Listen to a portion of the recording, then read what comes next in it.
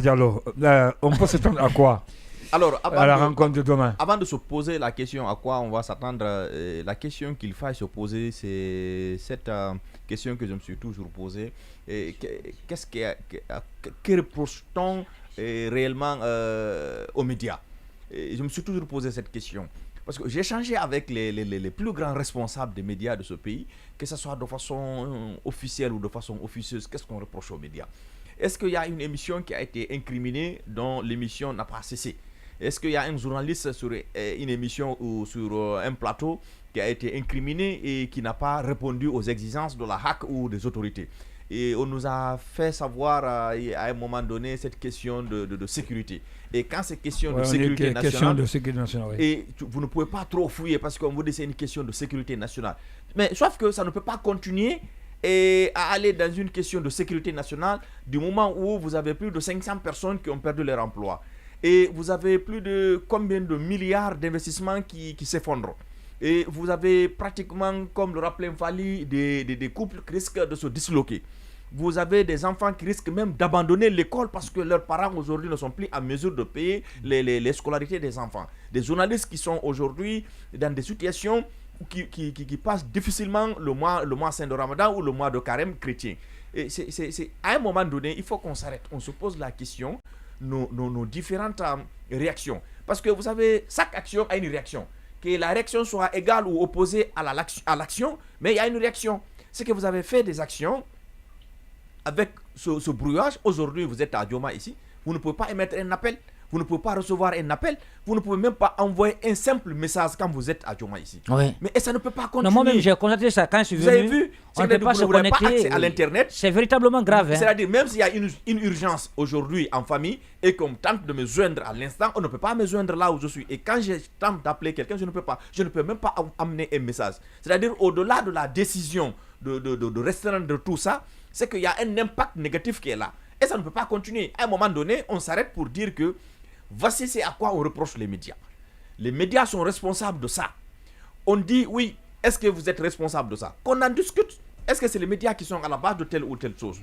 On discute sur cette chose. Non, vous n'êtes pas responsable de ça. Nous sommes responsables de ça. Voici ce qu'on vous demande. Si on prend la contribution des médias dans le processus de développement et de la démocratisation de notre pays, mais c'est que les médias jouent leur partition. Bien sûr qu'on peut dire que tout n'est pas rose au niveau des médias. Il y a des éléments non contrôlés, comme dans l'armée, on aime à le dire. Souvent, il y a des éléments qu'on n'arrive pas à cerner ou qui ont d'autres. Oui, mais la loi existe pour ça. Effectivement, la loi existe. Il y a un cadre législatif qui existe. Qui réglemente ça. Maintenant, quand vous prenez les événements qui se sont succédés dans ce pays, vous prenez l'ordre Ebola. Mais les médias ont joué leur partition.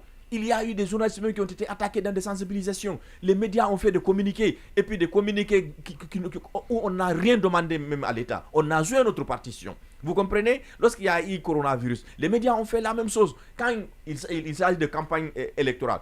Mais les médias donnent la parole aux gens. Les médias sensibilisent sur l'importance de la cohésion sociale, sur l'importance de vivre ensemble. Mais c'est ce que les médias font. Et vous créez votre média. C'est de l'emploi que vous créez. C'est un business. C'est une entreprise.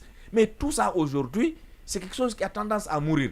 Est-ce que M. Ndoye, il faut continuer sur ça pour parler des questions de sécurité, des questions de sûreté, sans pourtant nous donner clairement les raisons de cette situation? Ça ne peut pas continuer.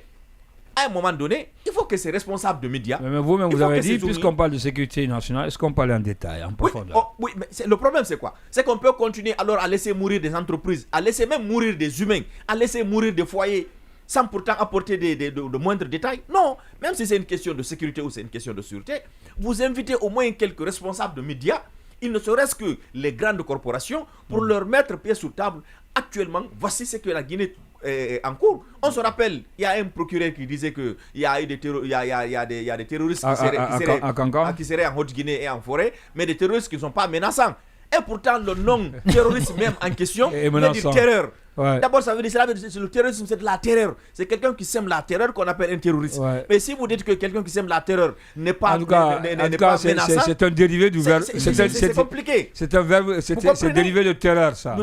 Terrorisme, c'est dérivé de terroriser. Et nous, les médias, on a essayé de sortir pour rassurer la population, pour leur dire que s'il y a quelque chose, que les autorités nous saisissent pour dire qu'il y a une menace, qu'on communique. on dit à la population, alors, s'il y a des bandits dans telle zone, s'il y a des étrangers dans telle zone, il faut en parler. Hier, je suivais un débat dans un taxi avec les gens qu'on voit dans la rue. Je ne sais pas si c'est des Mauritaniens ou si c'est quoi. Vous voyez des enfants dans la rue qui s'accrochent à vous. Qui ont des longs cheveux, là. Voilà, qui ont des longs cheveux. Des femmes qui ne souffrent de rien, qui sont là à commander. Vous comprenez? Et vous laissez cette catégorie de population aussi envahir une zone. Et après, vous avez d'autres informations. C'est des choses qu'il faut essayer de circonscrire. Et c'est ça aussi le rôle des médias. C'est cette société civile qui alerte, qui informe et aussi qui fait des dénonciations et qui fait des enquêtes. Surtout, c'est ce qui fâche. Parce qu'il y a cette question de redevabilité. Quand on dit tel a détourné ou supposé tel, c'est-à-dire on essaie d'alerter. Et même le régime actuel, suite à des rapports, ce régime a reconnu qu'il y a eu des détournements. Il y a une mauvaise gestion au niveau de l'appareil de l'État. Il y a des gens même qui ont menti sur leur CV. Il y a des gens qui ont menti sur leur diplôme. Vous comprenez? Et les marchés de gré à gré, les détournements, on en a parlé. Et est-ce que c'est vrai ou c'est faux? Si c'est faux, mais vous portez plainte contre le média ou vous portez plainte contre le journaliste. Mais vous fermez tout un arsenal de médias. Vous fermez tous les médias et vous ne dites pas pourquoi. Ça ne peut pas continuer. Il faut que les responsables des médias, il faut que les syndicats à tous les niveaux essayent d'aller vers ces autorités-là pour qu'on en discute. Parce que cette galère ne peut pas continuer. C'est une autre crise. C'est une crise qui ne dit pas son nom. Parce que quand un journaliste vous dit aujourd'hui que je n'ai pas pu payer la scolarité de mes enfants risquent d'abandonner l'école. Il vous dit aujourd'hui, je suis dans une situation où je risque de laisser ma femme aller au village d'abord. Peut-être on va me dire que dans 2 mois plus tard, comme tu n'es pas en mesure de t'occuper de ta femme, alors nous demandons la main de notre fille. Vous avez vu? Et c'est des choses qu'on peut éviter. Alors revenons sur la question. On peut s'attendre à quoi demain? Moi, je pense que, et pour se poser la question, on peut s'attendre à quoi? Il faut savoir d'abord quelles sont nos exigences. Parce que je vois que l'ordre du jour n'a pas été décliné. Effectivement, c'est ça que je dis. Il faut connaître nos exigences. Ils n'ont pas donné l'ordre du jour. Mais on sait que tout tourne autour des médias. Oui, tout tourne autour des médias. Mais qu'est-ce qui va être discuté? C'est de dire aux médias, voici votre ligne éditoriale maintenant, c'est sur ça vous devez marcher. Et qu'on accepte ça, on continue ou on refuse ça, les médias vont mourir. Ou bien c'est dire, bon, à partir de l'instant, on va arrêter ce brouillage, on va laisser les Joma, Espace et Évasion réintégrer les plateformes Star Times et Canal. Ou bien quelles sont les conditions qu'ils vont nous imposer. Ou encore c'est pour nous dire encore, c'est toujours le même statut qui va continuer. Je crois qu'il faut que nous-mêmes nous soyons conséquents à notre niveau. Il faut que les syndicats, il faut que les patrons de médias soient conséquents à leur niveau. Parce que ce sont des entreprises qui vont mourir, ce sont des personnes même qui risquent de mourir. Pour dire vraiment, il faut que il faut que ça change. Il faut que ça change. Ça ne peut pas continuer. Oui, parce qu'à un moment, même les associations de médias, il faut qu'ils tiennent le langage de vérité. Oui, en fait, parce qu'il ne faut pas négocier avec... quand même, il faut reconnaître que le CNRD doit beaucoup aux médias. Si l'événement du 5 septembre, en partie, a réussi, c'est grâce à notamment... non, je ne suis pas tout à fait d'accord. Non, mais laissez-moi finir. Vous avez constaté cette situation-là. Vous ne pouvez pas être d'accord avec moi. La presse ne peut pas s'arroger mais laissez-moi aller au bout de mes idées, M. Diallo. Cette illégalité extrêmement grave, voilà. Comment ça? Oui, mais quel est le média? Dites-moi, quel est le média? Quel est le média? Il faudrait que la presse soit responsable. On va donner la parole à Alpha. Mais laissez-moi finir. J'ai dit bien, et moi je le dis. Vous avez déjà la parole. Quel est le média? Quel est le média? Mais laissez-moi aller au bout de mes idées. Non, il ne faut pas monopoliser. Vous avez déjà la parole. Non. Voilà. Vous avez déjà. Il va conclure. Je donne la parole. Il va conclure. Je donne la parole à Alpha Mamandé et puis on revient. Voilà. On ne va pas revenir à Fabien. Me poser la question de savoir à quoi il faut s'attendre. Moi, je pense bien qu'avec la bonne volonté, avec l'envie de bien faire, c'est-à-dire même si ça va être un peu compliqué d'être dessus par les responsables de médias, mais j'ose espérer qu'à partir de là, qu'on puisse maintenant voir le bout du tunnel. C'est-à-dire qu'on espère vraiment que ces médias soient réhabilités. Et que même si on ne va pas demander d'être dédommagés, parce qu'il y a eu des pertes qui sont causées par les décisions de l'État, mais qu'on puisse réhabiliter ces médias dans leur droit de pouvoir exercer librement s'il faut dire, la liberté d'expression.